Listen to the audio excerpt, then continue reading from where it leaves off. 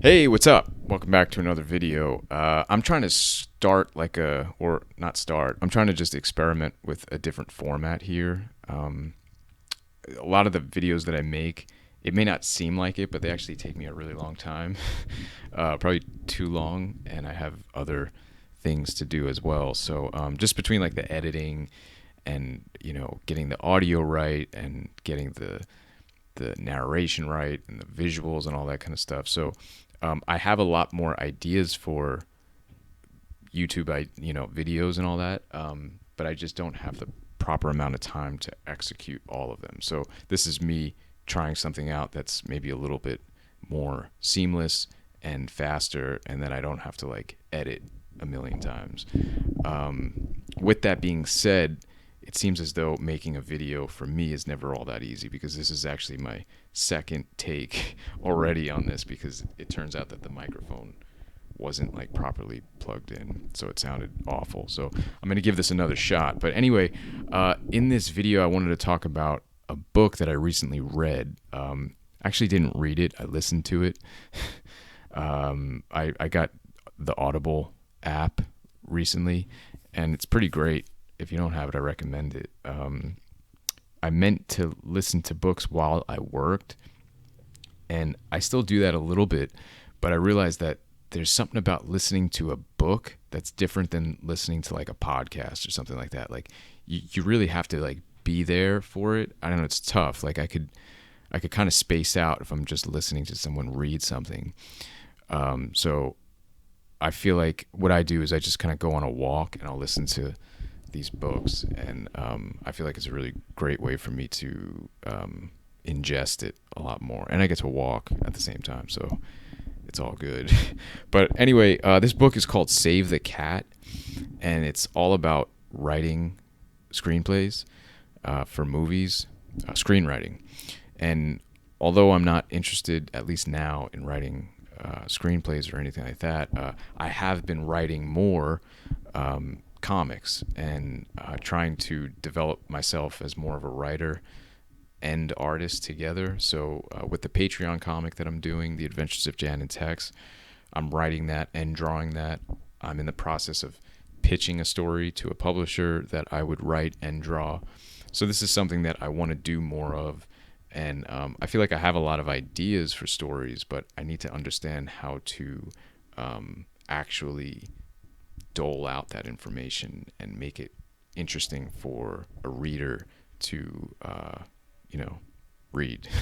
So this book, I've read other writing books before, and most of them have been around screenwriting, because although film and TV isn't exactly comics, there is a lot of overlap there.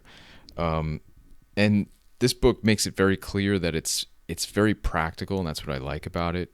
It's not about how to be the best writer or the most creative, artistic writer. It's about how, he makes it very clear, it's about how to sell a movie to a studio for a lot of money and make it a hit movie that brings a lot of money into the box office. And he claims through the book that there are very specific ways to do this. And it doesn't sound all that, like, I don't know, interesting maybe, or creative. It doesn't get a lot of like artistic cred maybe, but I do like the practicality side of it for sure, because ultimately a hit movie, writing a hit movie, means that someone liked it enough to tell their friend, and then that friend saw it and then told another friend, and all that kind of stuff. So sure, you can have like a big name Hollywood actor in the film, and that could potentially help bring money in, but it has to be good at the end of the day for people to want to see it a second or third time and like tell other people about it. So this is his way of pretty much saying this is how you write something that's good. And that's what I'm interested in doing. I would like for people to read whatever I have to offer and enjoy it. So there's a lot of tips throughout the book that I found to be incredibly useful, and that's one of the reasons why I'm recommending you check it out if you're interested in this kind of thing. But the thing that really stood out to me about this book was something called the Logline.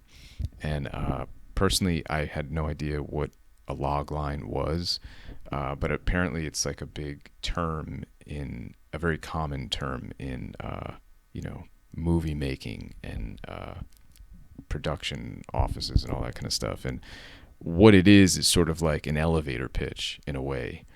So, but it's really short. It's like 1, 2, 3 sentences tops.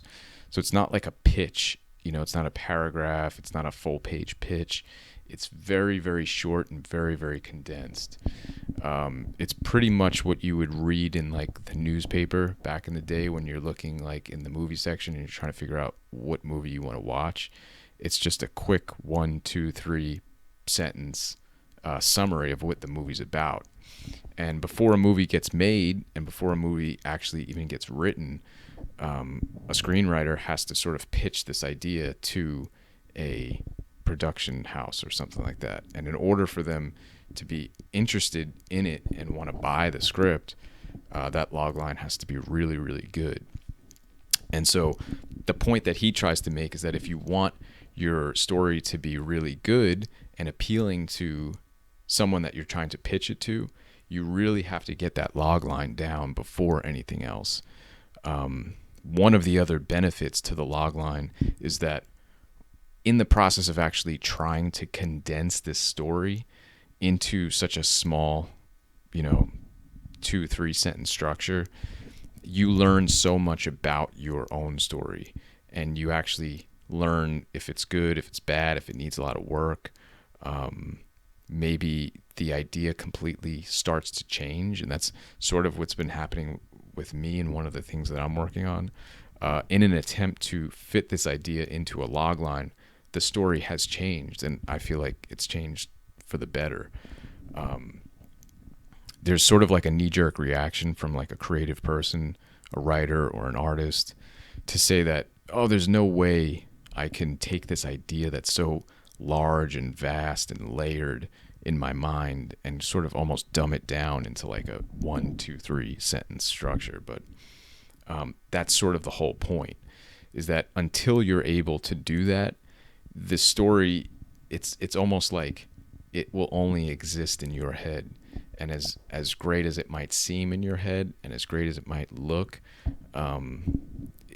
it might not be that enticing to someone else. And ultimately, unless you're only writing for yourself, which is cool, but if you're trying to get someone to enjoy this and recommend it to someone else, it's best to kind of like work this whole logline thing out. And that was like game changing for me, that alone. The first like 3 chapters, he sort of like drills this idea of the logline in. And he suggests very strongly that you shouldn't go on to the next step until this logline is done. And I'll try to link it below if I can remember.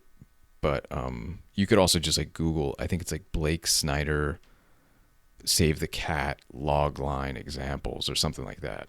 And there's a whole list of really effective loglines from films that we're all probably familiar with in one way or another. So if nothing else, those chapters on the logline are worth the book alone. But there's like a ton of other really great tips on how to develop a character, how to understand what your story's about, how to structure it.